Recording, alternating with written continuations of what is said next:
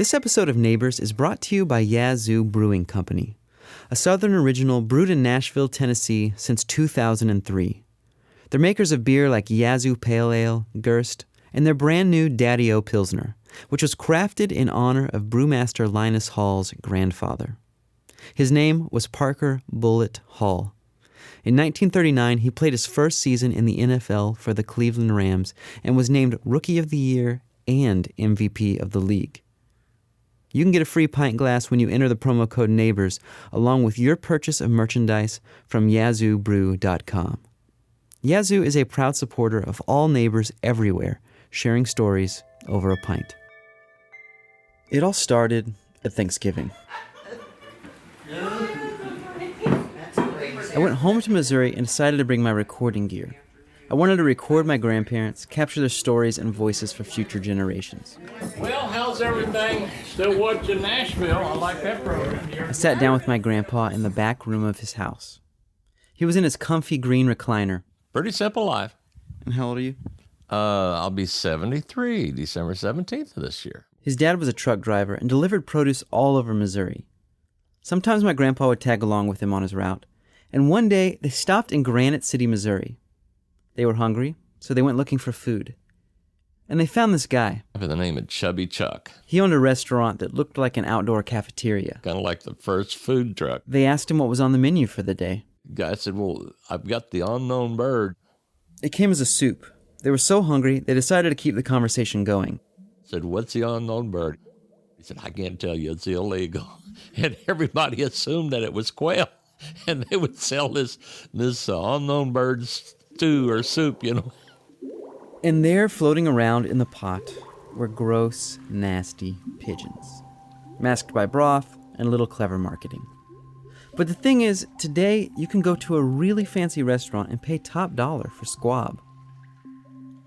I'm Jacob Lewis, and you're listening to Neighbors, the show where Next Door hits home, telling surprising stories of ordinary people. Today we examine two words, highbrow and lowbrow. They come from phrenology. That's the pseudoscience of yesteryear that attributes intelligence to the shape and size of your skull. People were falsely told that if they had a physically high brow, they were smart and superior, and if they had a low brow, they were dumb and uncivilized.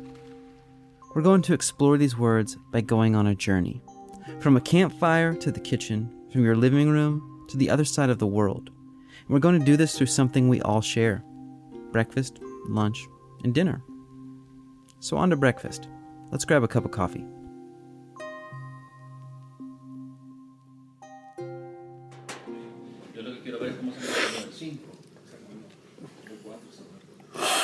These emphatic slurping noises are all a part of what's called a cupping. This one is on a coffee farm in El Salvador. Some baristas from the Nashville coffee shop CREMA flew down there to learn where some of their coffee beans come from and meet the farmers. The slurping is all part of learning about the complex taste differences between the different crops. The farmers know their coffee well. You have to look for the sweetness and the aftertaste. Okay. We'll return to one of these baristas later. But let's move on to how people make their coffee. All over the world, it seems like everyone has their preferred method. You don't get a sock every day on the streets. So let's be for real on that. This is Bobby. He's currently homeless and graciously welcomed our producer Tasha A.F. Limley into his group camp. They're in the woods next to the interstate in East Nashville, and Tasha's there to learn how Bobby makes his coffee. They're sitting there around a campfire. Are you asking questions or am I just supposed to talk? A little bit of both, I think. I'll tell you what, I can talk. Well, that's and good. And these people know I can talk. We just going to do a small demonstration because I ain't going to waste my coffee. All right? Because the coffee's hard to come by. So Bobby starts to show us how to make coffee in a sock. First, you have to build a fire. Which we've done. You get a pot. We've got some pots over there. Fill it with water. Boil it. And then the sock. These are thick socks, so these will be good. I hate wasting socks. But these I'll waste because these are winter socks and they won't be no use until next winter. You add the coffee, make sure it stays in there. Old granny knots are good for something. And drop it in. There's variations to this sock method. Now you want to get down to the nitty-gritty. Bobby says you can use other things, like a hairnet. And the reason why I know a hairnet works good is because I did time in prison. And we would get coffee out of the kitchen, we would get hairnets, and we would make stingers and boil water, and put coffee inside the hairnets, and put them down in the water, and make our coffee that way. Part of what makes coffee so special is the ritual. The smell, the sound, our personal history with it. Well, do you remember your first cup of coffee? Does that include hot toddies or coffee? Did you have a hot toddy before you ever had a cup of coffee? Yes. Really? I grew up on hot toddies. When you got sick, and Maker's Mark, cinnamon sticks, a little touch of honey, put baby to sleep. Tasha asked Bobby what his favorite cup of coffee was. I'll tell you the best cup of coffee is when Rod and I get up in the morning and we don't have no food stamps, we ain't got no money, we ain't got nothing, and we can't go get us a cup of coffee and we're out of coffee. The best cup of coffee is the coffee you gotta earn. Coffee you gotta get up, you gotta build the fire. Before you even have a cup of coffee, you gotta get motivated. And then the motivation is, I got coffee coming, coffee. You know, and then when the coffee's made, then you can sit down and really enjoy a cup of coffee, and you've earned it. So, you know.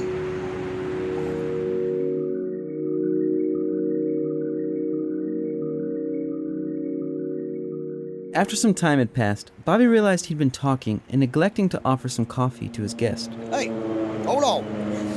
You gotta take a taste of this. Okay, here we go. That's good. Coffee.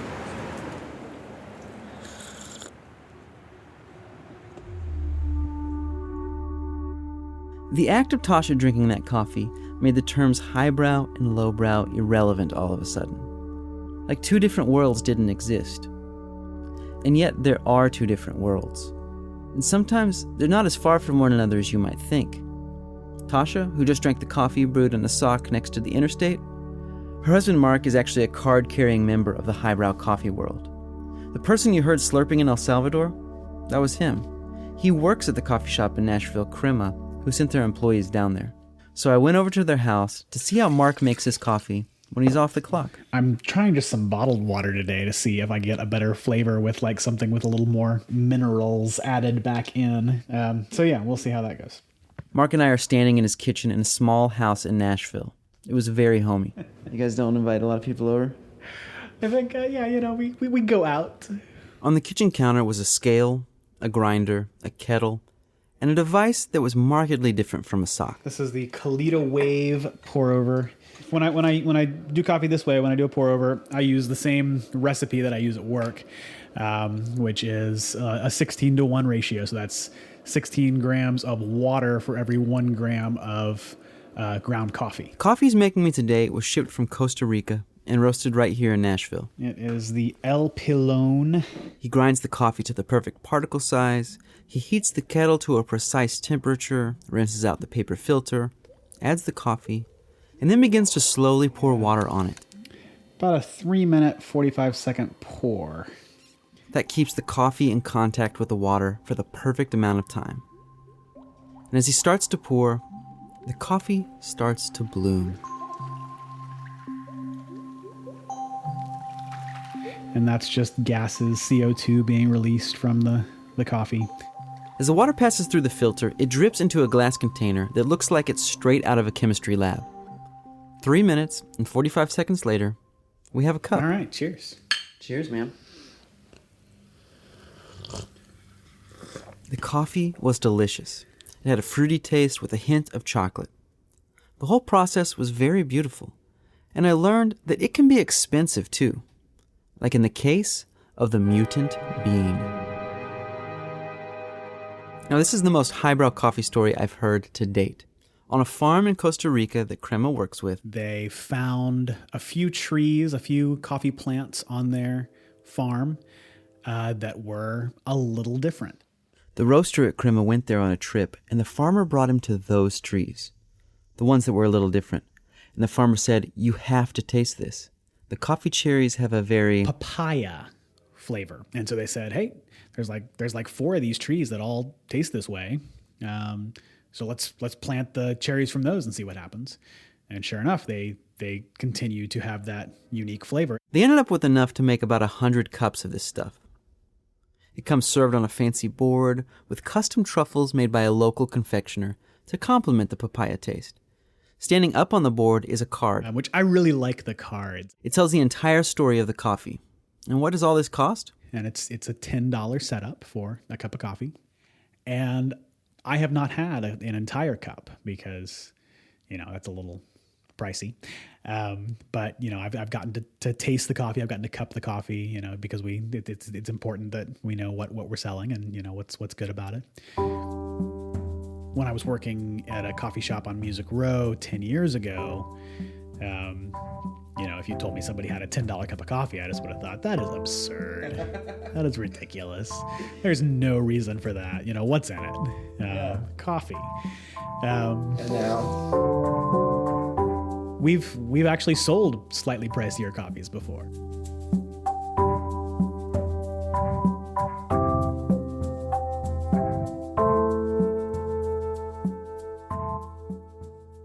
Okay, so we had coffee for breakfast. It only makes sense to move on to lunch.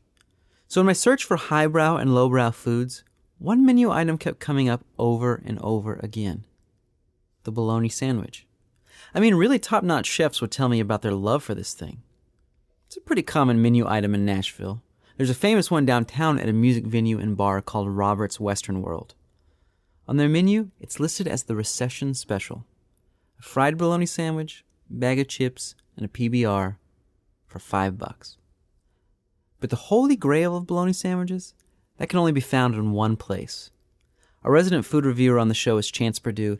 He's going to tell you all about it. And to start, we must go to Italy. So if you're listening to this in Italy, just stay where you are. Imagine you're in some small, secluded village in the north of Italy, up in the Emilia-Romagna region. You're sitting on the patio of an unassuming little enoteca, nursing a cheap but delightful Sangiovese. And for a snack, fresh bread and Parmigiano with a little mortadella on the side. You know about mortadella, right? Processed pork parts pressed together and made into a huge sausage that's then sliced thinly and eaten in much the same manner as prosciutto or salami. And on this fictional day, it's part of the spread that's laid before you as you indulge in an Epicurean fantasy somewhere near Bologna. That's right, I said Bologna. It's a real place, and if folks around here see it written out on paper, they pronounce it a little differently. Bologna. What's this about? Well, Bologna is where mortadella comes from. It's also the ancestral home of many who migrated to the U.S. generations ago. They brought their food with them. To sip a Negroni and sample mortadella in Italy may sound a little highbrow to the average Southerner, but a tumbler of bourbon with a bologna sandwich? That's just a normal part of life. The line between what's highbrow and what's lowbrow is, at least in this case, constructed almost entirely by perception. And it leads me to the real question. The question I think both the average Italian and the average Southerner agree on. Is it delicious? And when it comes to pork sausage, whether it's mortadella or bologna, this completely average Southerner has one and only one response. Yep. If you're a food-loving Nashvilleian who's in the know, then you've undoubtedly made the trek out to Nolensville a few times. If your tastes tend more toward the cloven-footed, God-sent, awe-inspiring pig, then you've been heading out to Nolensville for one reason: Martin's barbecue joint. Now, what can I tell you about Martin's that the internet already isn't telling you daily? Since opening their newish location on Belmont Boulevard, Martin's has been receiving a lot more well-deserved attention. And if you go to the new spot, you'll get the exact same pig as you'd get at the original location down in Williamson County. Martin's is consistent. But I'd suggest making the pilgrimage to Nolensville. A spiritual quest, if you will. There's something about leaving Nashville proper, making the effort, that just intensifies the experience. Now bear with me, because I may get misty-eyed or start waxing poetic on the smell that swallows you whole when you walk in. This is because the pit where the pigs are smoked is actually in the restaurant. Not out back, not in the kitchen, but in the midst of the dining room, like the good Lord must have intended. But on to the actual food. Martin's is a place with multiple menu items that are on the short list for my last meal on Earth. But the point of today's review is Martin's take on that most southern of mortadella's cousins, the bologna sandwich. Let's start with the bun. It's not too thick, not too fluffy, but not too dense either. Most importantly, it can handle sauces and grease without going to a million pieces. Then there's the sauce. It's Martin's standard barbecue sauce, but there's nothing standard about it. Divine simplicity. It's sweet and tangy, just peppery enough, not too thick and not too thin. And now for the actual bologna. It's Martin's proprietary recipe, made special for the restaurant from local pigs. Once it's made, it goes into the smoker, just like the whole hogs, and sits low and slow. That's right, they smoke entire rolls of bologna. And it gets even better. When a sandwich is ordered, the bologna is sliced, not like the stuff at the grocery store. It's sliced thick, like an inch thick. This is not an exaggeration. An inch-thick slice of smoked bologna. Oh, but wait, there is most certainly more. Upon slicing, your inch-thick slice of smoked bologna is dropped into a basket to be baptized in that most sacred of southern vessels, the deep fryer. And when it comes up out of that liquid and you take that first bite, the sky may very well open up, you may hear angels singing, and you may just have to take out your white hanky and run the aisles a while. Order this sandwich, folks. Just order it. So, is Martin's barbecue joint highbrow or lowbrow? In terms of the actual experience of the restaurant, it's blessedly lowbrow. The walls are covered with the trappings of southernness, and I thankfully once heard Willie Nelson 3 times in the course of one meal. But in terms of how the ingredients are handled and respected, Martin's veers in the opposite direction. They care about ingredients. They care about farms. They respect technique and tradition, and they care about taste. And isn't that what really matters?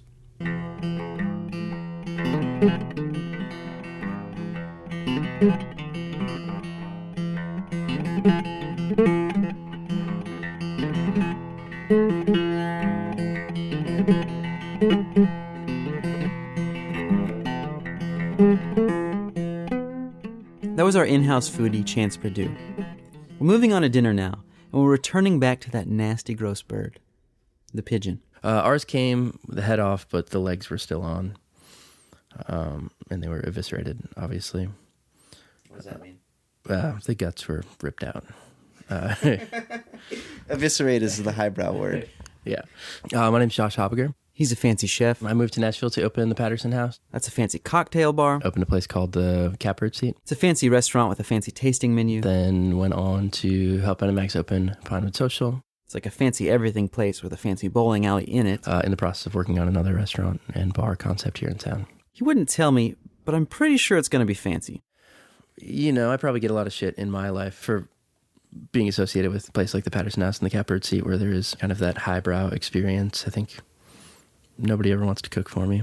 But fancy is not exactly where Josh started his culinary journey. I grew up in a very lowbrow setting, you know, very, I lived in a trailer park at one point in my life. And like my parents left for work usually before we got up.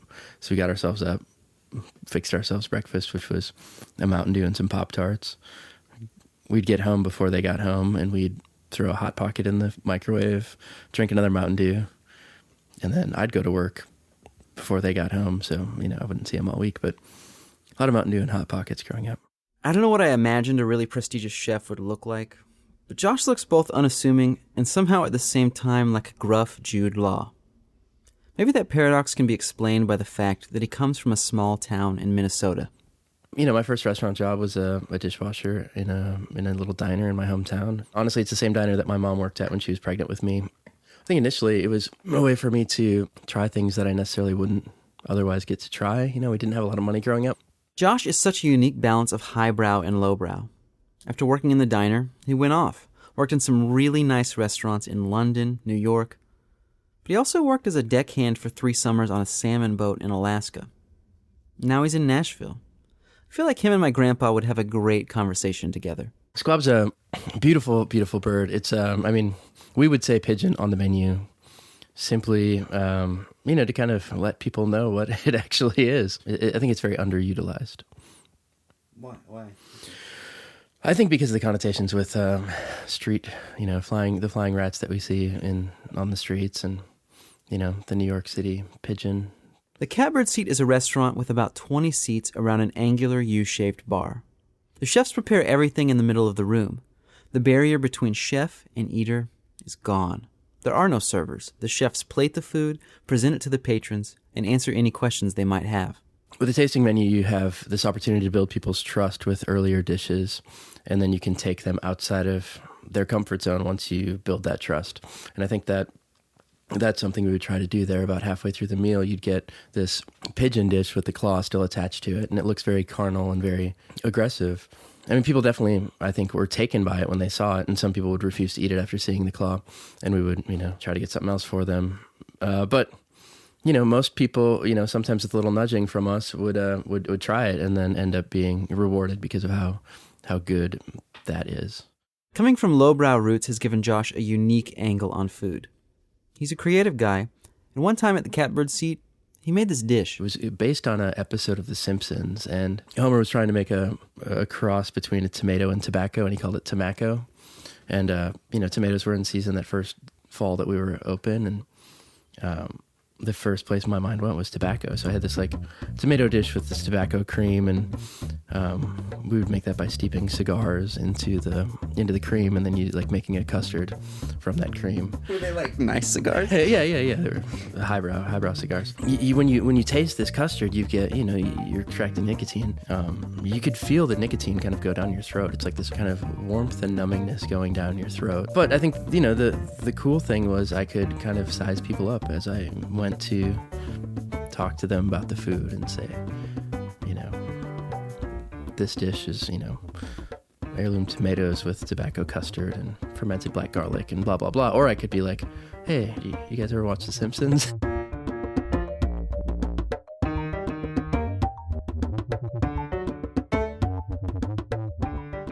So we've had breakfast, lunch, and dinner. What's next? Well, it's not dessert. I'll tell you by introducing you to my friend Travis. We grew up together, went to college together, and he and his wife just got back from living in Rwanda for the past 2 years. They were teachers and coordinators at a study abroad program for college students. Every semester, he took students on a field trip. They would go to a place to learn about and participate in the Rwandan art form known as imigango, which utilizes cow manure. Like I said, not quite dessert. Travis lives in St. Louis now, so I called him up. That's why the sound isn't the greatest. Not just any cow dung, though. It's calf dung, a calf that has not weaned yet. So you take fresh calf dung, mix it with ash so it forms a clay-like material, and use it to sculpt these symmetrical designs on a flat surface. And traditionally, you mold it on your house. And people paint it, using minerals or plants to make white, black, or a rusty red-colored paint. It's very smooth and really quite beautiful. And traditionally, it was a way to honor the king. So Rwanda is a monarchy, and so you would maybe bring some calf dung to the king and help decorate his house, or you would, based on your clan, you might have a certain pattern that you would decorate your house with. So as you would expect, Travis's students thought this was kind of gross. Lowbrow in one place, but high in the other.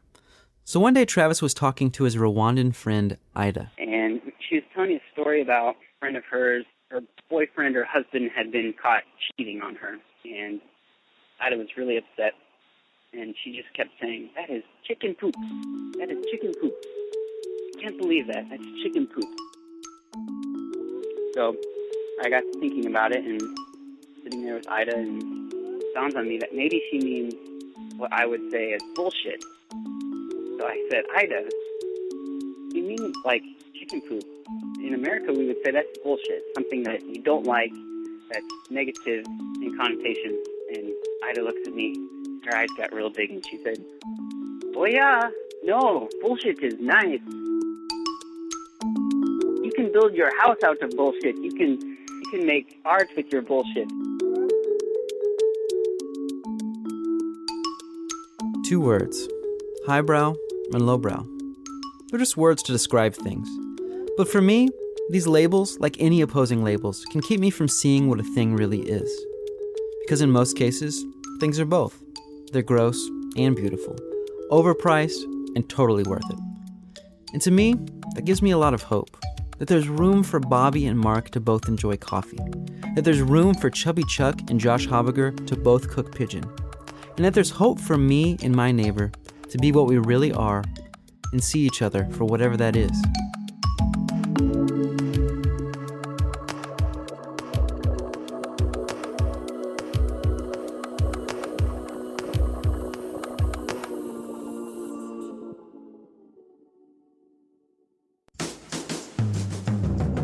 Neighbors is produced by Tasha A.F. Limley, Bailey Robbins, and myself. Special thanks today to Jonathan Hirsch of the podcast Arrivals for his amazing help editing this story. This episode of Neighbors is brought to you by Baja Burrito, doing it the hard way since 2001. I suggest trying the fish burrito, the perfect blend of highbrow and lowbrow. Check them out in Berry Hill in Nashville, Tennessee. I've got some really big news. Neighbors is a part of the new audio collective, The Herd. That's H-E-A-R-D. 6 producers with sound-rich, story-driven shows scattered all across North America. And one of those shows is Anxious Machine, produced by Rob McGinley Myers. It's a podcast about how humans are affected by the things that we've invented. The latest episode is about how one man's life was affected by a gun. I think that I knew I was gonna kill that man when he knocked that old lady down. I knew I was gonna kill him then. I knew like I knew my name, I was gonna kill that man. It's a great story, not to be missed. You can go to itunes.com/theherdradio, find all of our shows, subscribe to them, and you can even leave a review. I'm Jacob Lewis, and as always, I'm reminding you to get to know your neighbors.